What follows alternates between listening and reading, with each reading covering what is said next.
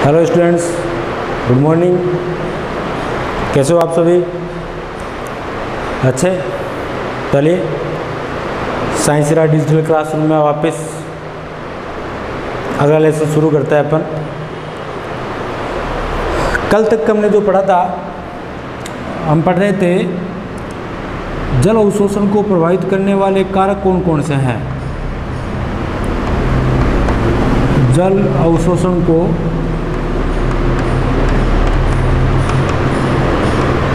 प्रभावित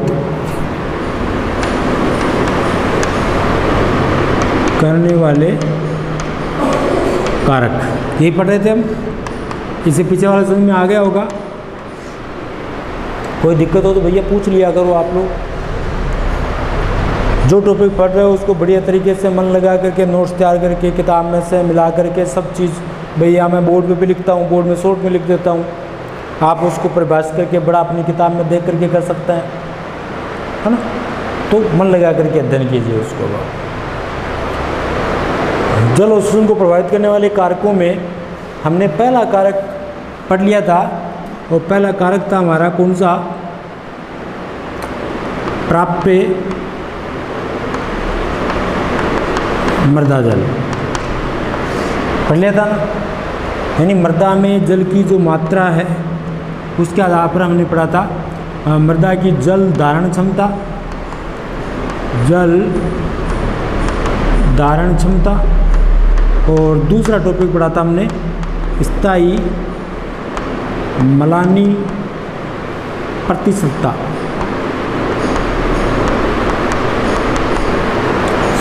ये दो चीज़ें पढ़ी थी। यानी एक पादप मृदा से जो जल अवशोषित करता है उसमें सबसे महत्वपूर्ण जो कारक है हमारे पास वह है प्राप्य मृदा जल। यानी मृदा के अंदर जल कितना है, और मृदा के अंदर जो जल है उसकी दो महत्वपूर्ण चीज़ें देखिए। जल धारण क्षमता कितनी है मृदा कणों की, और स्थायी मलाइन प्रतिशतता क्या है। हमने इसके बारे में चर्चा कर ली थी कि एक पादप के जो कण होते हैं या मृदा के अंदर जल को धारण करने की जो टोटल कैपेसिटी है, कुल कितना पानी वो ग्रहण कर सकती है, धारण कर सकती है, यानी गुरुत्वीय जल को छोड़ करके। क्योंकि गुरुत्वीय जल है वो तो कहाँ चला गया? पाताल में चला गया, वो तो काम ही नहीं है। और दूसरा हमने पढ़ लिया था स्थायी मलानी प्रतिशतता, अर्थात हमने पढ़ा था कि मृदा में उगे हुए पादप के लिए जल की वह प्रतिशत मात्रा जो सर्वप्रथम उस पादप को मुरझाने के लिए प्रेरित करती है। यानी सबसे पहले पादप क्या हो जाए? मुरझा जाए। इसका मतलब है कि मृदा के अंदर जल की कमी होनी शुरू हो गई थी। इन बातों के बारे में उन्होंने चर्चा कर ली थी। दूसरा जो प्रमुख फैक्टर है वह है मृदा वातन।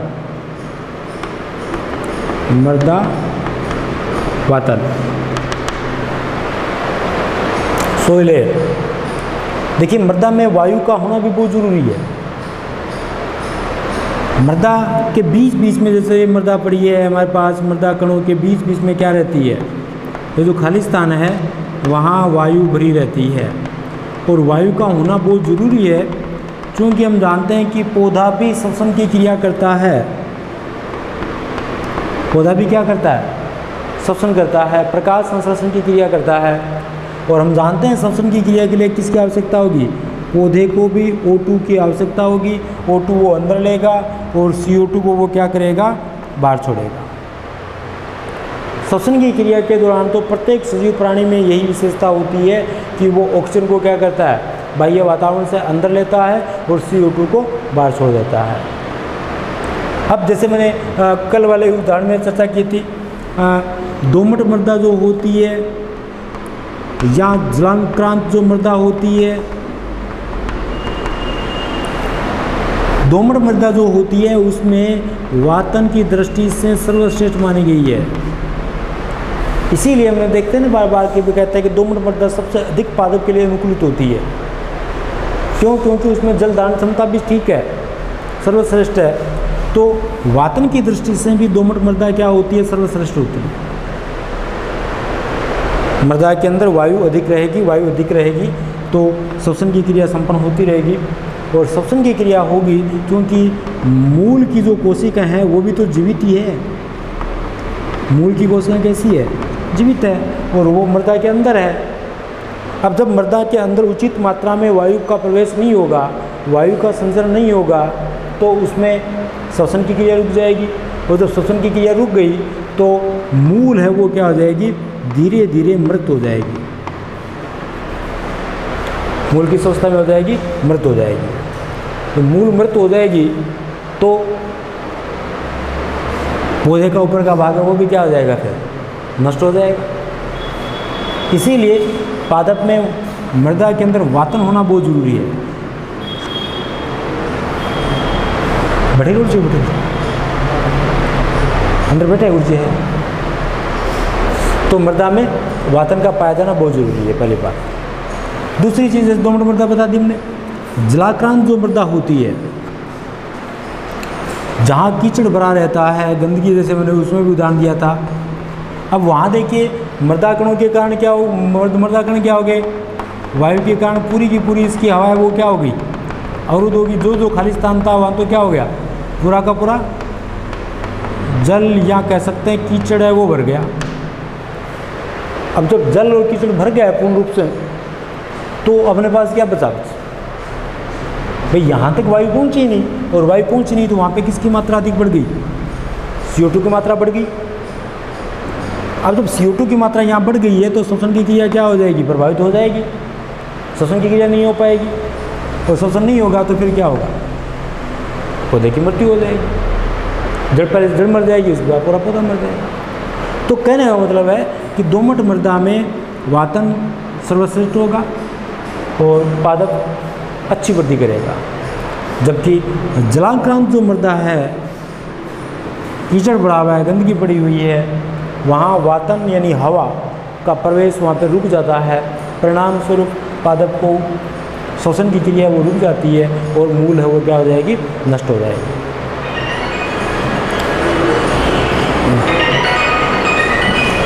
दूसरी महत्वपूर्ण जो चीज़ है हमारे पास,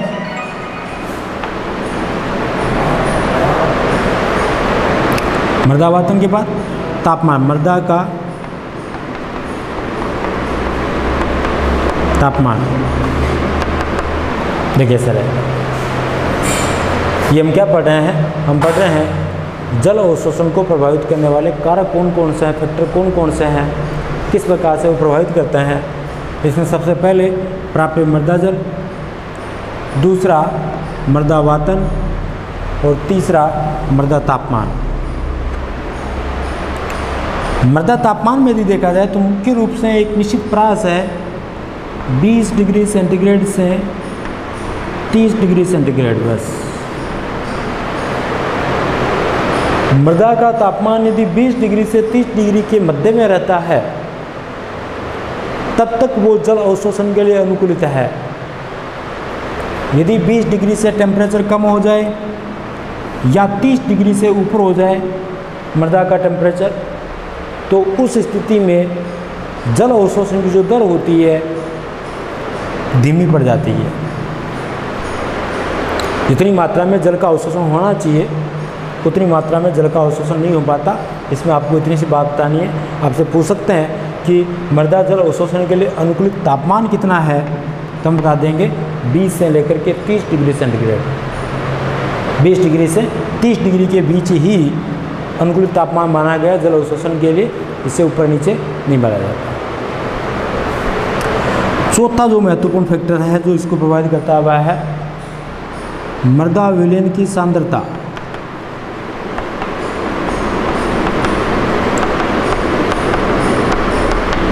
यानी मृदा के अंदर जो विलयन है, चूंकि हम जानते हैं कि भाई मृदा के अंदर जो कण है पानी भी उसी के अंदर है, जितने भी पोषक तत्व है यानी खनिज लवण जो होते हैं वो भी मृदा के अंदर घुले हुए हैं। जल के अंदर घुल करके वो क्या करते हैं कि विलयन तैयार कर लेते हैं, और उसी जल के साथ खनिज लवण का भी क्या होता है, अवशोषण होता है। आपने देखा होगा अपने खेत में, जहाँ हम कई बार क्या कर देते हैं कि गोबर की खाद डालते हैं हम, है ना, या आजकल ज़्यादा खेतों में यूरिया DAP वगैरह वो डालने शुरू कर दी। अब जो भी खाद डाली गई यदि एक स्थान के ऊपर यदि अधिक मात्रा में खाद डाल दी गई, वहाँ यदि उचित मात्रा में पानी मिलता गया, वर्षा होती गई, तो वहाँ पे पादप की वृद्धि अधिक होगी। परंतु यदि मान लीजिए हमने वहाँ पे एक जगह पर बहुत ज़्यादा खाद डाली हुई है और बरसात हुई नहीं तो सबसे पहले उसी स्थान के जो पादप है वो मुरझाएंगे जहाँ खाद अधिक मात्रा में थी। ऐसा क्यों हुआ भाई? हमने तो खाद वहाँ पे अधिक मात्रा में डाल रखी। क्यों हुआ ऐसा? क्योंकि उस स्थान के ऊपर खनिज लवण है वो जल के साथ मिल गए, घुल गए, अधिक सांद्रित हो गए। अधिक सांद्रित हो गए तो सांद्रित अवस्था में वो उसको ग्रहण नहीं कर पाता, उसके लिए अधिक मात्रा में पानी की आवश्यकता होगी। पानी की, क्योंकि उस अवस्था में, उतनी अवस्था में पानी मिलेगा नहीं, तो जब पानी उसको मिलेगा नहीं तो पौधा क्या हो जाएगा? जल का अवशोषण नहीं कर पाएगा और पादप मर जाएगा। इसीलिए तनु विलयन मुख्य रूप से पादप की अच्छी वृद्धि के लिए कौन सा विलयन चाहिए? खनिज लवणों का तनु विलयन चाहिए। और तनु विलयन में हमने पढ़ा है कि सांद्रता कम रहती है, अर्थात जल की मात्रा अधिक, जबकि लवणों की मात्रा क्या रहेगी? उसके अंदर कम रहेगी। इस प्रकार से मृदा विलयन के आधार पर देखा जाए तो मृदा जल अवशोषण के लिए तनु विलयन का होना आवश्यक है, अन्यथा जल अवशोषण की क्रिया प्रभावित होगी। हम ये पढ़ रहे थे तो कुल मिलाकर के 4 प्रमुख कारक है हमारे पास जो मृदा से जल अवशोषण की क्रिया को प्रभावित कर सकते हैं। इससे पहले हमने पढ़ा था पाथवे, यानी रास्ता कौन कौन सा है। हमने पढ़ लिया था कि मृदा में जल अवशोषण का पार्श्वीय प्रवाह पाया जाता है। कौन सा प्रवाह होता है? पार्श्वीय प्रवाह होता है। और पार्श्वीय प्रवाह के दौरान हमने 3 रास्ते पढ़े थे, एपोप्लास्ट, सिम्प्लास्ट और वेक्यूलर यानी रसदानीय। उन्हीं 3 रास्तों के द्वारा पार्श्वीय, पार्श्वीय का मतलब पार्श्व से, जल कहाँ से है? साइड से है, पार्श्व से है, क्योंकि मूल रोम क्षैतिज वृद्धि करते हैं और मूल रोम क्षैतिज वृद्धि कर रहे हैं तो पार्श्व साइड से, क्योंकि मूल है वो तो क्या कर रही है? सीधी अंतर्देह वृद्धि कर रही है, सीधी खड़ी वृद्धि कर रही है। क्योंकि पार्श्व में जो मूल रोम है वो क्या कर रहे हैं? पार्श्व से जल का अवशोषण कर रहे हैं। 3 रास्ते पढ़े थे हमने, एपोप्लास्ट, सिम्प्लास्ट और वेक्यूलर। उसके बाद इस जल अवशोषण की क्रिया को किस किस ने प्रभावित किया, कौन कौन से फैक्टर ने प्रभावित किया?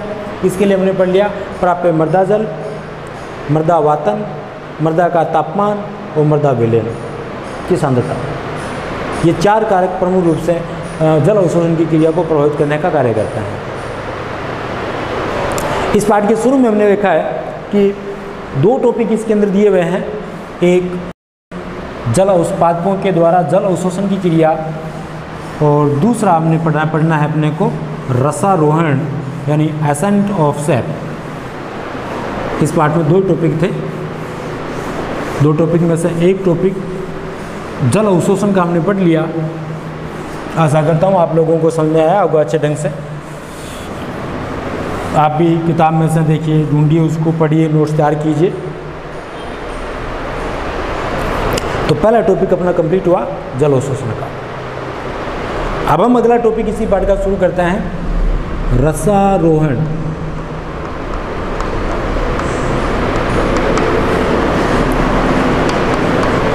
Accent of sap.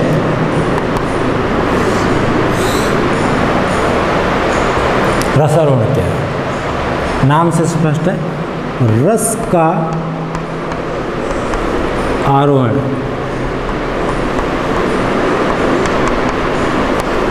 रसारोहण को तोड़ के टुकड़ों में देखें तो हम क्या कह सकते हैं? रस का आरोहण, यानी रस जो मृदा से अवशोषित किया गया उसका आरोहण। आरोहण का मतलब ऊपर चढ़ना। आरोहण का मतलब क्या होता है? किसी के सहारे ऊपर चढ़ने की जो क्रिया है वह कहलाती है आरोहण। तो यहाँ हमें यही पढ़ना है कि मृदा से जल अवशोषित किया गया, मृदा से जल का अवशोषण किसके द्वारा किया गया? मूल रोम के द्वारा। मूल रोम से जल कहाँ आया? जड़ के जाइलम तक आया। जड़ के जाइलम से वो कहाँ जाएगा? तने में। तने से कहाँ जाएगा? वो शाखा में। और शाखा से फिर कहाँ पहुँच जाएगा? वो लीफ यानी पत्ती तक पहुँच जाएगा। ये प्रक्रिया होगी।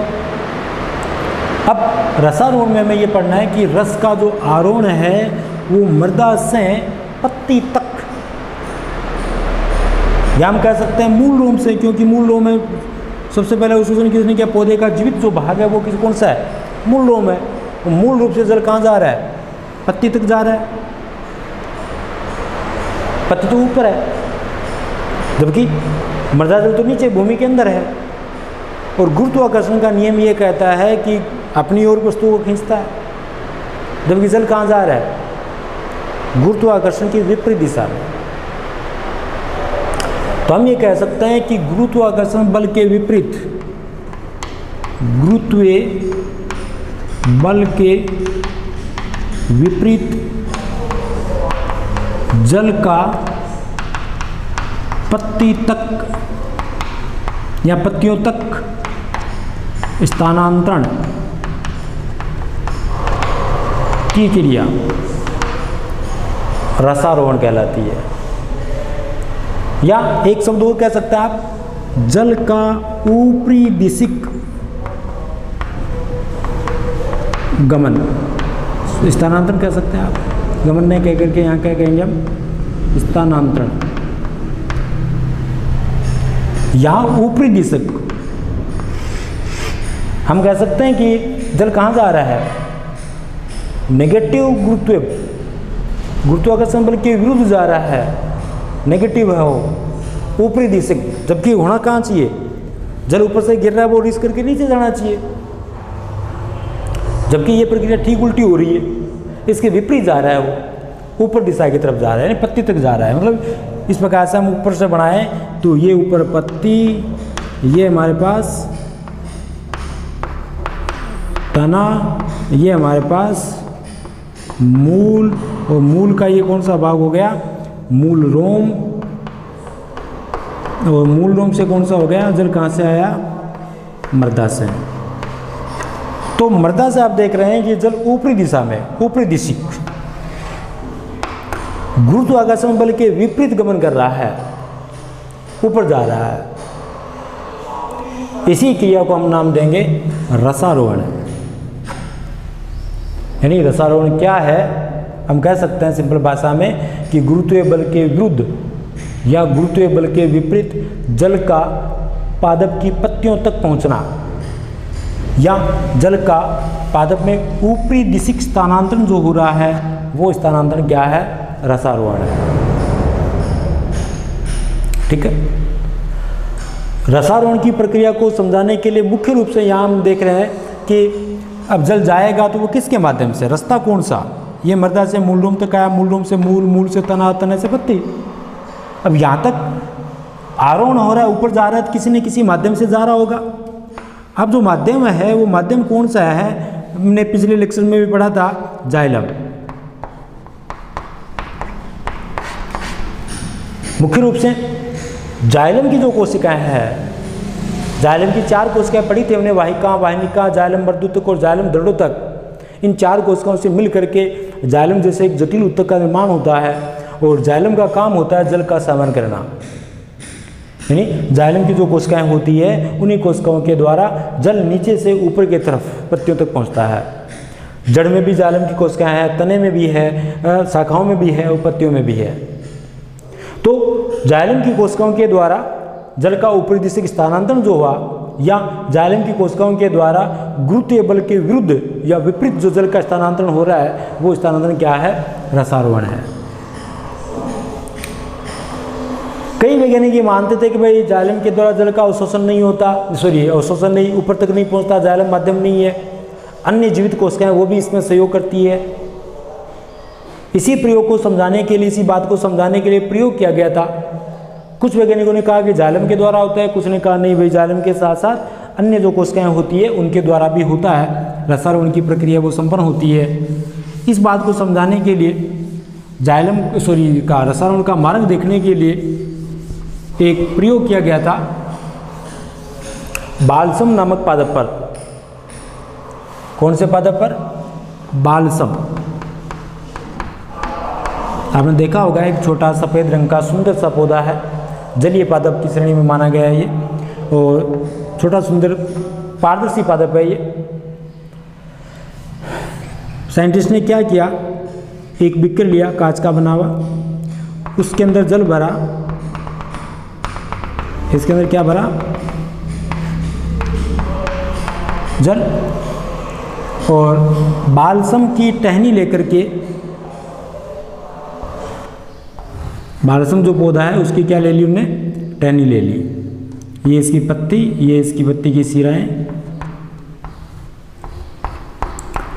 और इस पानी के अंदर डुबो दी इस टहनी को, नीचे का भाग खुला है इसका। अब इस जल के अंदर सेफ्रेनिन की बूंदें डाल दी, किसकी बूंद डाल दी, सेफ्रेनिन।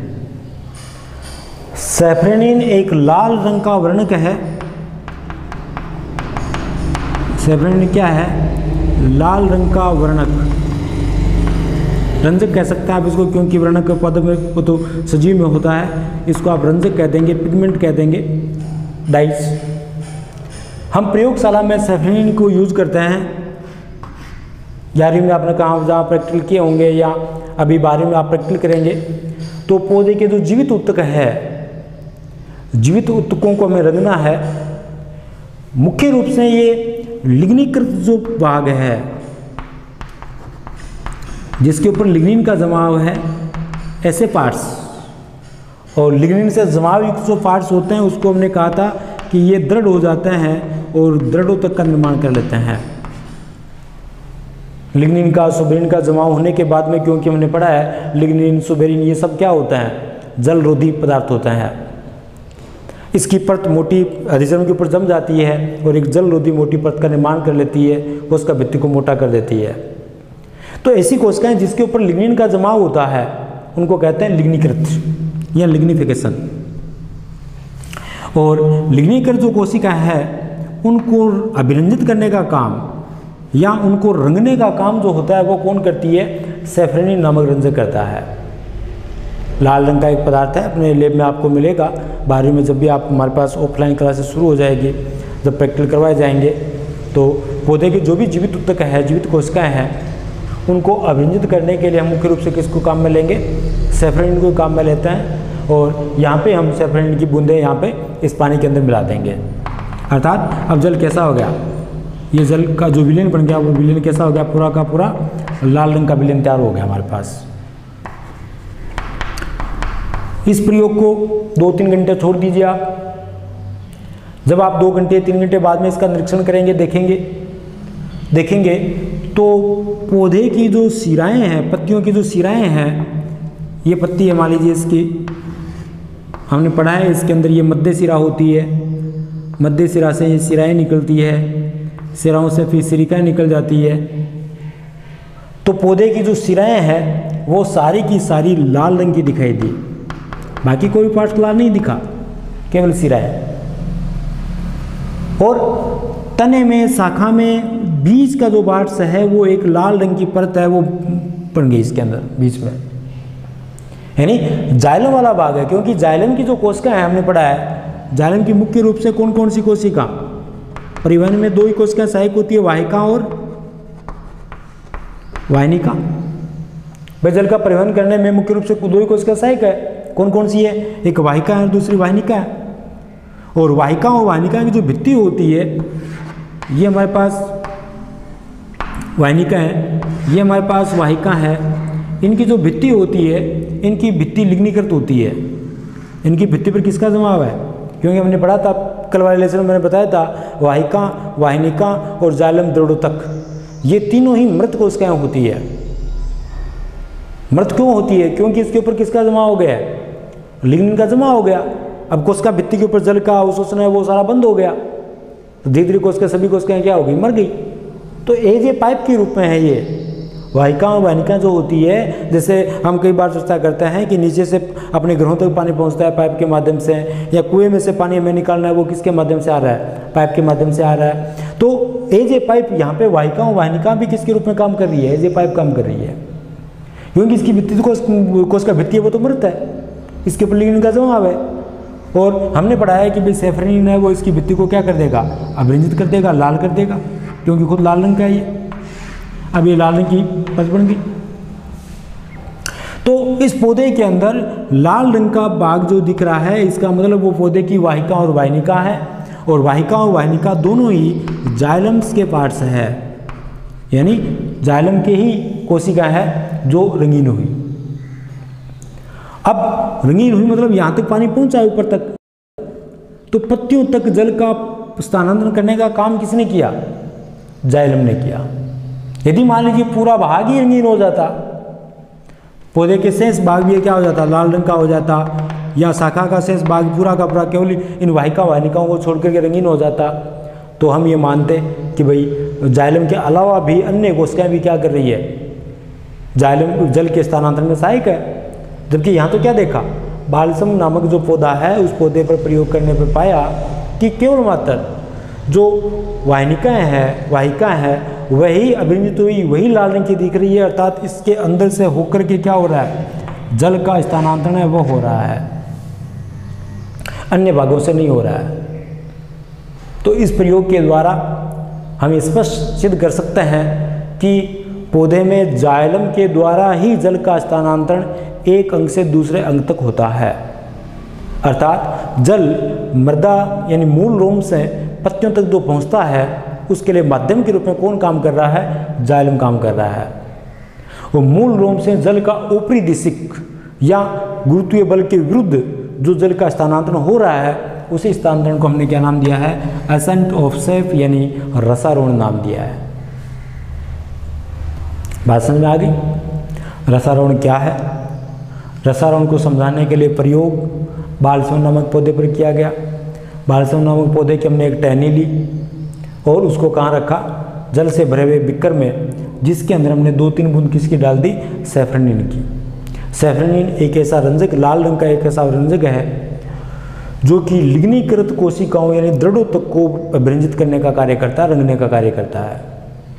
हमने इसमें साल डाल करके छोड़ा, 2-3 घंटे बाद में जब निरीक्षण किया तो पत्तियों की सिराएं जो है वहाँ पे जाइलम है, पौधे का जो अन्य भाग तना है, जड़ है, उसके अंदर भी जो जाइलम भाग, जाइलम की जो कोशिका वाहिका और वाहिनिका है वो लाल रंग की दिखाई देती है। बाकी सारा का सारा भाग वैसा ही पारदर्शी है, सफ़ेद ही है। इस प्रयोग से स्पष्ट होता है, सिद्ध होता है कि जाइलम के द्वारा ही जल का क्या होता है? स्थानांतरण होता है। जाइलम के द्वारा भी उस साइड से आ जाओ, जाइलम के द्वारा जल का क्या होता रहेगा? स्थानांतरण होता रहेगा। इस प्रकार से हमारे पास रसारोहण की परिभाषा और रसारोहण को समझाने के लिए प्रयोग बालसम नामक पौधे पर किया गया था। समझ में आ गई बात पूरी? क्लियर स्थिति? चलिए फिर अगला टॉपिक देखते हैं अपन। रसारोहण की क्रिया विधि क्या है? देखिए किस प्रकार से रसारोहण होगा। इतना तो हमने पढ़ लिया कि भाई गुरुत्वीय बल के विरुद्ध है वो जल का पारगमन होता है। गुरुत्वाकर्षण जो बल लग रहा है उसके विरुद्ध पौधे में जल का पत्तियों तक स्थानांतरण, पत्ती तक जो स्थानांतरण होगा वो नीचे से ऊपर की तरफ हो रहा है। रसारोहण की क्रिया विधि को समझाने के लिए मुख्य रूप से 3 सिद्धांत प्रस्तुत किए गए थे। 3 सिद्धांत कौन कौन से? वैज्ञानिकों ने अलग अलग अपने मत दिए थे कि रसारोहण इस प्रकार से संपन्न हो सकता है। उनमें से पहला था जैव बल सिद्धांत, जैव बल सिद्धांत। दूसरा है मूल दाब सिद्धांत, और तीसरा है भौतिक यानी फिजिकल फोर्स थ्योरी, भौतिक दाब सिद्धांत।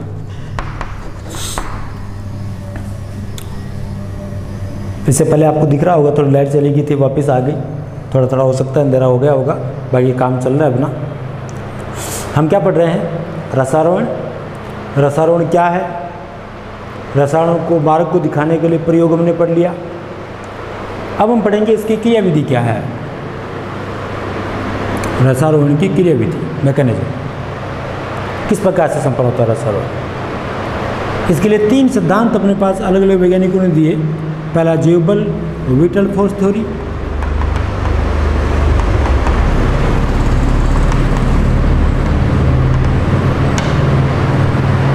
पहला कौन सा सिद्धांत है? जैव बल सिद्धांत।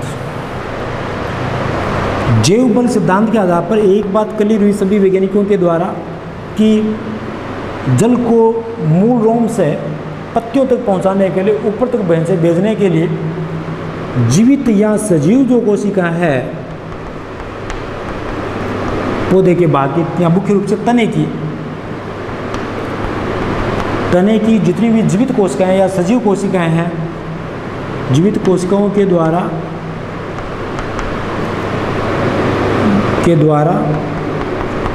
उत्पन्न बल जैव बल कहलाता है। जैव बल है नाम से स्पष्ट है, जैविक यानी सजीव। तने की या जड़ की या मुख्य रूप से यहाँ तना क्योंकि मिड है पत्तियों के और मूल का, तो मुख्य रूप से माना गया कि तने की जो कोशिकाएं होती है और तने में जितनी भी, क्योंकि कोशिकाएं वो सजीव है सारी की सारी, तो तने में जितनी भी सजीव या जीवित कोशिकाएं हैं, इन कोशिकाओं के द्वारा एक फोर्स उत्पन्न किया जाएगा, एक उचित बल पैदा किया जाएगा और उसी बल के द्वारा मूल रूप से जल को लिया खींचा जाएगा और कहाँ तक? पत्ती तक पहुँचाया जाएगा, मतलब ऊपर तक पहुँचाया जाएगा। यह था जैव बल। जैव बल को समझाने के लिए अलग अलग वैज्ञानिकों ने अलग अलग मत रखे थे। जैव बल को भी समझाने के लिए प्रमुख रूप से 3 अलग अलग मत दिए गए थे वैज्ञानिकों के द्वारा। वो कौन कौन से देखिए। पहला था रिले पंप सिद्धांत। रिले पंप सिद्धांत, ये सिद्धांत गोडलेवस्की ने प्रस्तुत किया था। किसने? गोडलेवस्की ने।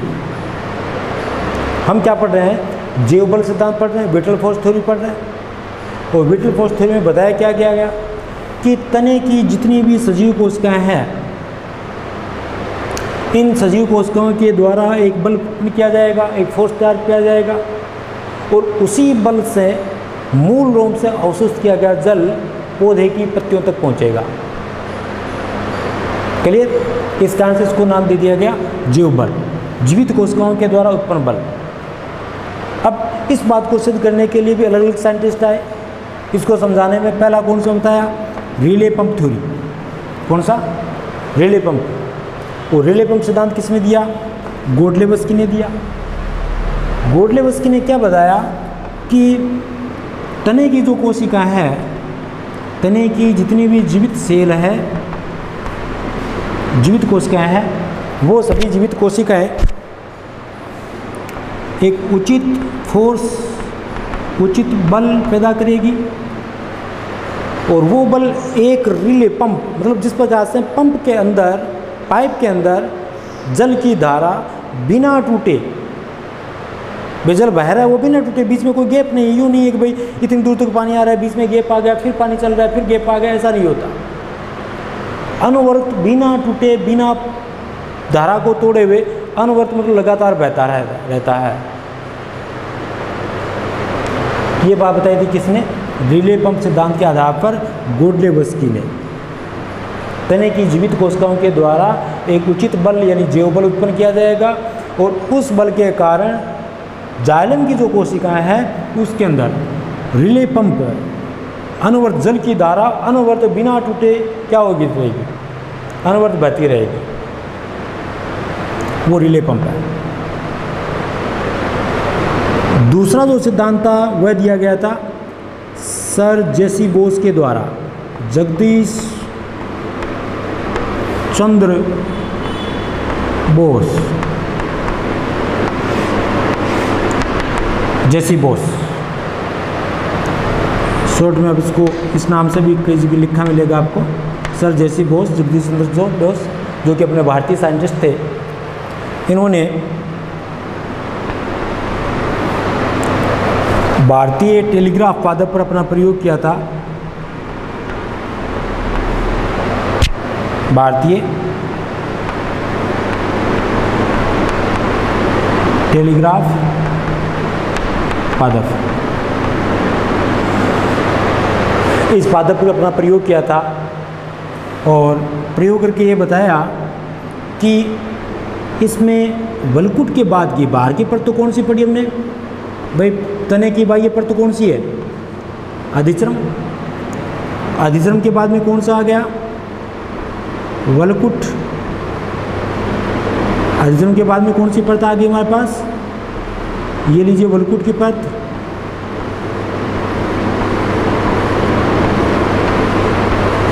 ठीक है,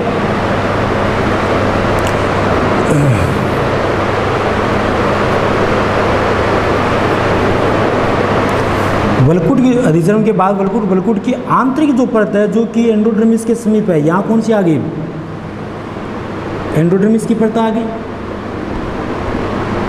जो परत एंडोडर्मिस के समीप है वलकुट की, वह परत जो एंडोडर्मिस के समीप ये है ना। जो परत एंडोडर्मिस के समीप है उसके अंदर एक स्पंदन पैदा होता है। इसके अंदर क्या होता है? एक स्पंदन पैदा होता है और उसी स्पंदन के कारण इन कोशिकाओं से एक बल उत्पन्न होगा। इन कोशिकाओं से क्या होगा? बल पैदा होगा, उत्पन्न होगा, और वही बल जाइलम से जल को ऊपर पहुंचाने का कार्य करता है। वही बल क्या करता है? जाइलम से कोशिकाओं के ऊपर पहुंचाने का काम करता है। इन्होंने स्पंदन का सिद्धांत प्रस्तुत किया था। कौन सा सिद्धांत दिया था? स्पंदन का सिद्धांत। किसने दिया था? जेसी बोस। क्या बताया था कि वलकुट की आंतरिक परत जो अंतःस्त्रम के समीप है, एंडोडर्मिस के समीप है, इस परत में एक विशेष प्रकार का स्पंदन होता है और इस स्पंदन के कारण एक बल पैदा होगा, जैविक बल पैदा होगा, और उसी जैविक बल के कारण जाइलम की कोशिकाओं के द्वारा जल को क्या किया जाता है? ऊपर तक पहुंचाया जाता है। ये था स्पंदन का सिद्धांत जगदीश चंद्र बोस यानी जेसी बोस के द्वारा प्रस्तुत किए गए। किसके ऊपर प्रयोग किया था? भारतीय टेलीग्राफ पादप पर। और भारतीय टेलीग्राफ पादप का जो साइंटिस्ट नाम है वह है डेस्मोडियम गायरेंस। ये भी याद रख लीजिए आप, क्योंकि कभी आप भूल लेते हैं। डेस्मोडियम गायरेंस। आपसे पूछे कि भारतीय टेलीग्राफ पादप के नाम से कौन सा पादप प्रसिद्ध है, तो हम बता देंगे डेस्मोडियम गायरेंस। या ऐसा पूछ ले कि डेस्मोडियम गायरेंस का उपनाम क्या है? डेस्मोडियम गायरेंस का उपनाम क्या है, तो हम बता देंगे भारतीय टेलीग्राफ पादप। इस पादप के ऊपर इन्होंने पादप की जो थी इसके अंदर एक सुई चुभोई और सुई कहाँ तक ले गए? वो अंतिम परत तक, यहाँ तक, एंडोडर्मिस तक इंजेक्शन, और उसको फिर वोल्टमीटर एमीटर से जोड़ करके देखा तो उसके अंदर एक लगातार लयबद्ध तरीके से स्पंदन हो रहा था। और उसी स्पंदन के कारण उन्होंने कहा कि क्या होगा? एक बल फोर्स उत्पन्न होगा और उसी बल से जल है वो ऊपर की तरफ चढ़ेगा। क्लियर? हम क्या पढ़ रहे हैं? जैव बल सिद्धांत पढ़ रहे हैं, विटल फोर्स थ्योरी पढ़ रहे हैं। और जैव बल सिद्धांत में अलग अलग वैज्ञानिकों ने 3 सिद्धांत दिए। गोडलेवस्की ने रिले पंप सिद्धांत दिया, जेसी बोस ने स्पंदन का सिद्धांत दिया, और तीसरे साइंटिस्ट है वो आए थे स्ट्रासबर्गर।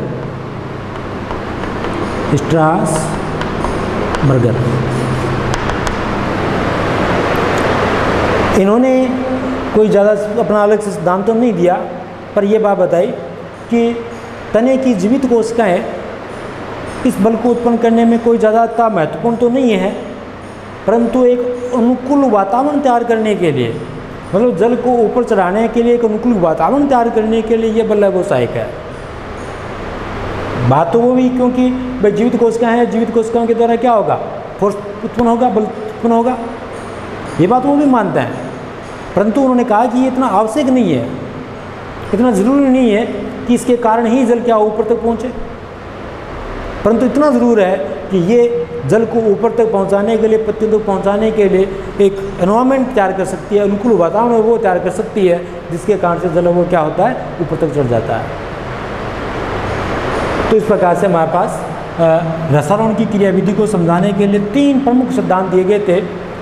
जैव बल सिद्धांत, दूसरा हम पढ़ेंगे कौन सा? मूल दाब सिद्धांत, और तीसरा हम पढ़ेंगे भौतिक दाब सिद्धांत। जैव बल सिद्धांत में ये बात आई थी कि जीवित कोशिकाओं के द्वारा एक बल उत्पन्न किया जाएगा, और वही जीवित कोशिकाओं के द्वारा उत्पन्न बल है वो क्या करता है? जाइलम के माध्यम से जल को ऊपर तक चढ़ाने में सहायक होता है। इसको समझाने के लिए 3 अलग अलग साइंटिस्टों ने अपने अपने मत रखे थे, प्रयोग करके देखे थे। गोडलेवस्की के द्वारा रिले पंप सिद्धांत दिया गया, जबकि जेसी बोस या जगदीश चंद्र बोस के द्वारा स्पंदन का सिद्धांत दिया गया। और स्ट्रासबर्गर ने कहा कि भाई एक अनुकूल माध्यम, अनुकूल वातावरण है वो तैयार किया जा सकता है जीवित कोशिकाओं के द्वारा, जिनसे होकर के जल है वो ऊपर तक पहुंचता रहता है। दूसरा मूलदाब और भौतिक दाब हम अगले लेक्चर में पढ़ेंगे। आज के लिए बस इतना ही। आप सभी का धन्यवाद। थैंक्स।